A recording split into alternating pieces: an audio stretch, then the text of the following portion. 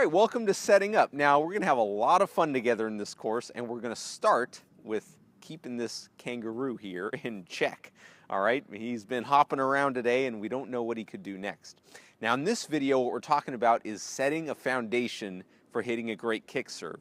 And specifically, we're going to talk about how exactly you should be holding the racket and the options for your stance and how to really stay balanced when you're doing this. So let's dive right in.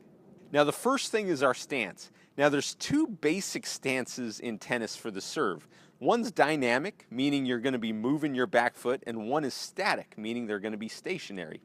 The main thing here, the main key, is that you're able to stay balanced during the serve. And you can do that by either setting your feet up like me. So I've got my front foot kind of pointing at a 45-degree angle here into the court. Back foot's parallel to the baseline, about 12 inches away from my front foot. And my back midfoot is in line with my front heel. There's a few variations of this, but basically it looks something like this. That's one way. Now you can also serve from the pinpoint stance, which is where you'll have your feet together like this. Most people like to do this by moving their back foot in during the tossing motion. I've found that the less moving the feet, the better. And I'd recommend starting from a platform stance. And then if you'd like to start sliding that back foot in, be my guest. Just make sure your feet end up together like this if you're going to do that. Now, the next thing we want to talk about is the grip. And there's really two options for the kick serve. You can hit it with an Eastern backhand grip or a continental grip. I strongly encourage you to use a continental grip because you can hit all the serves with the grip and it won't be a dead giveaway to your opponent which serve you're going to hit, which makes sense.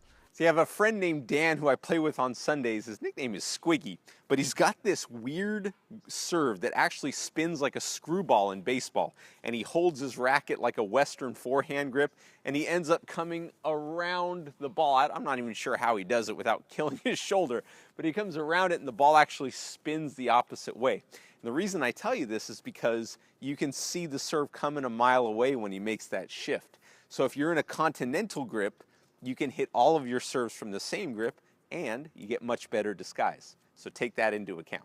To find the continental grip for this serve, we're going to place our index knuckle on bevel number 2 here like this.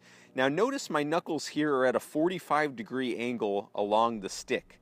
And they've got some space between them. They're not all bunched together, with a little bit extra space between my index knuckle and my middle finger. Also, the heel of my hand is kind of hanging off the butt cap of the racket. This really helps control the racket during the contact area, as well as promote maximum leverage during the serve. All right, so we've built a great foundation. Now let's get into the meat. Let's get into the toss, which is really going to make this whole thing go. See you in the next video.